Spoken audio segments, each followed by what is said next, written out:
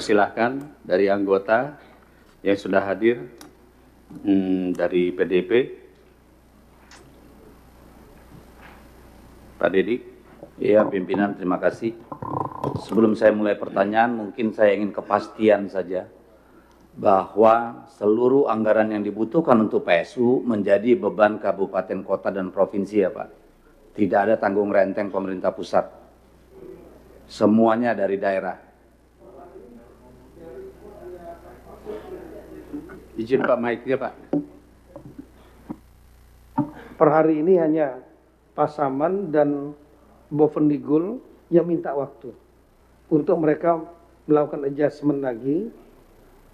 Seperti Pasaman itu anggarannya 1,4 triliun Pak APBD-nya Pak. Intinya kan Pak Menteri bahwa anggaran untuk PSU ini semua menjadi tanggung jawab daerah ya. Kan itu nih kesimpulannya. Ya, Itu Pak. skenario kami yang paling utama. Oke, baik. Yang kedua pertanyaan saya, mungkin ini mohon maaf Ketua, interaktif aja. Total seluruhnya defisit berapa Pak? Total seluruh biaya yang dibutuhkan semua lembaga ini berapa Pak untuk pelaksanaan, termasuk TNI Polri? Karena ini bingung-bingung nih, kita lihat banyak tabel-tabelnya ini. Belum ada. Tabel Sudah ada itu tabel sinkronisasi rincian, Pak. belum? Ini datanya Pak. Tapi ini tadi kami terjemahkan, rincikan dalam tabel. Kalau gini aja kan nanti nggak ada data pendukung Pak. Tadi data pendukung yang kami sampaikan rinci tadi detail dan kami share. Tapi ini kami sudah rekap secara seluruhnya seperti ini. Jadi KPUD 429 sekian miliar, Bawaslu daerah 1,8 miliar, TNI 38 miliar, Polri 91, total 719 miliar. Oke, Bapak Bawaslu dan Pak KPU ini mendekati nggak angkanya dari Pak Menteri? Ini kayaknya masih angka lama ini. Karena KPU dari 429 sudah turun jadi 392. Ini data Pak. Oh, plus yang dua Iya, tambahan ya. Untuk KPU plus 2 yang kotak kosong menang, diulang. Jadi KPU berapa Pak? Bisa catat Pak? Total biaya yang dibutuhkan Pak?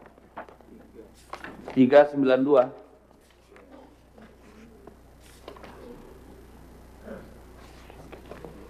Benar Pak, 392 miliar. 392, 333 sekian.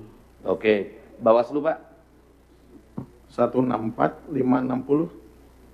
164, 560.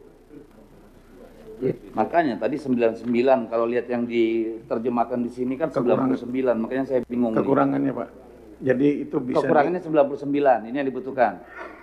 Totalnya 164, tapi jika kemudian NPHD, sisa NPHD digunakan, maka ada pengurangan sekitar 60. Jadi totalnya 99 yang bisa jadi itu dikurangi dari sisa NPHD Pak. Iya, catatan saya tadi begitu Pak, 99 166.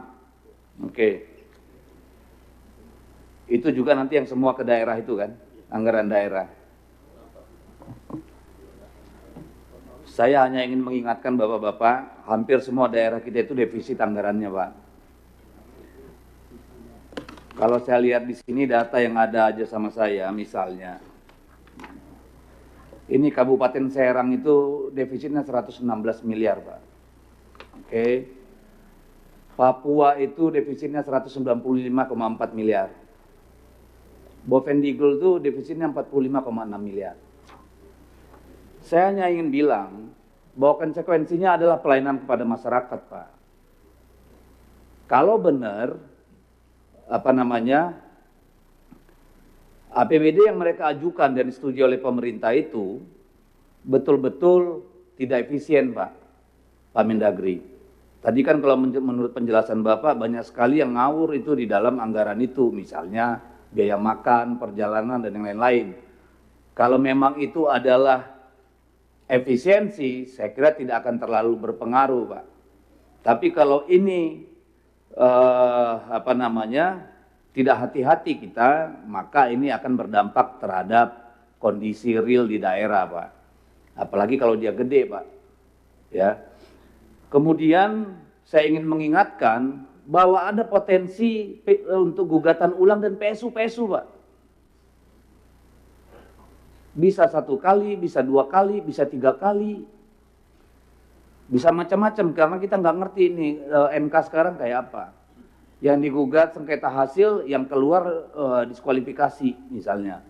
Ini kan sudah nggak ada yang bisa kita tebak lagi ini ke depan.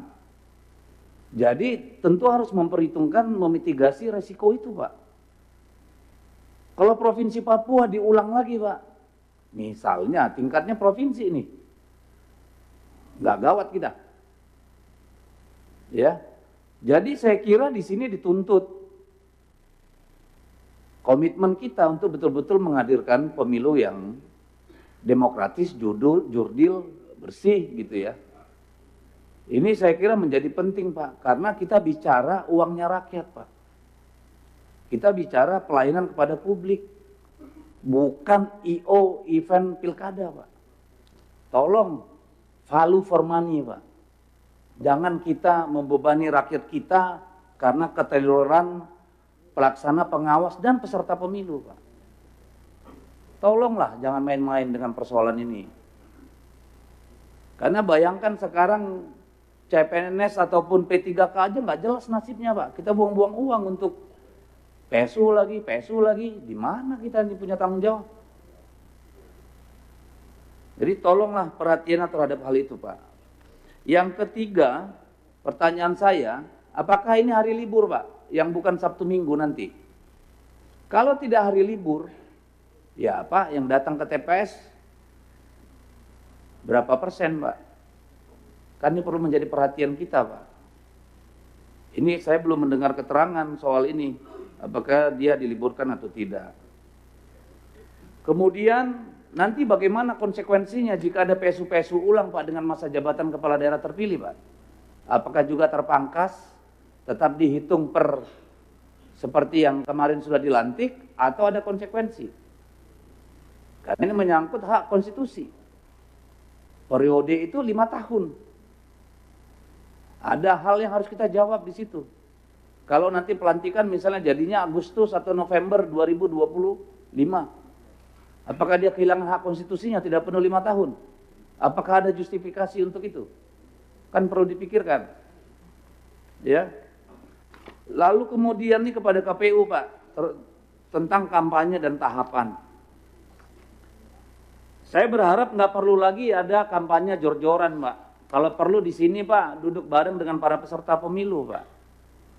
Yang paling penting itu seluruh rakyat di daerah itu, seluruh pemilih tahu siapa pasangan calon dan apa yang diperjuangkan. Dan itu bisa lewat brosur, Pak. Dipastikan setiap rumah mendapatkan itu, Pak. Apalagi yang yang tidak mengganti pasangan calon atau hanya wakilnya yang diganti, Pak, nggak signifikan, Pak. Untuk kemudian tahapan pemilunya seperti tahapan pemilu yang normal, Pak. Ini tolong jadi perhatian, Pak.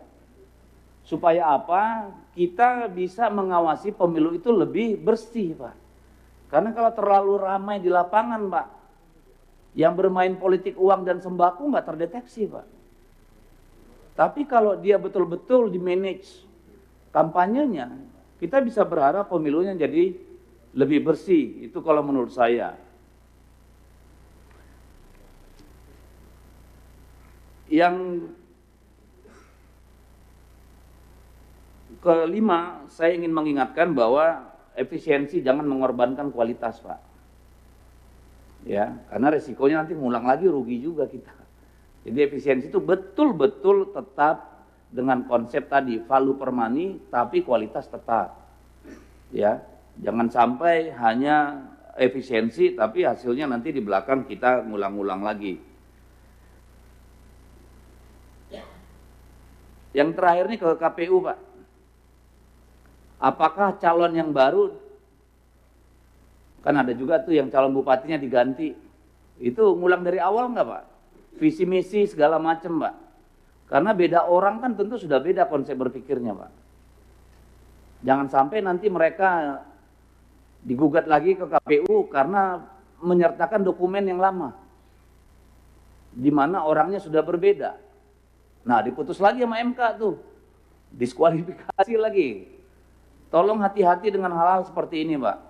Ya, soal-soal legal administrasi Ya, yang seharusnya bisa dicegah, jangan sampai nanti berakhir di di PSU maupun di Mahkamah Konstitusi dan hasilnya kurang baik. Saya ingin menitip pesan saja, Pak, tolonglah kita tidak berlama-lama dengan ini.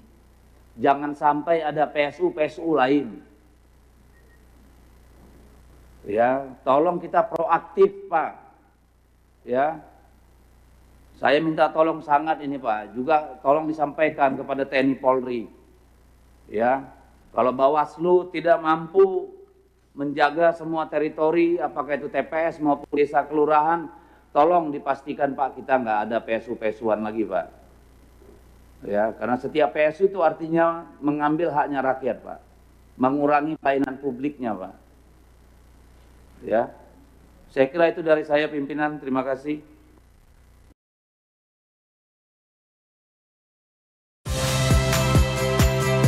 Saya Magister Tarigan. Saksikan program-program Kompas TV melalui siaran digital, pay TV, dan media streaming lainnya.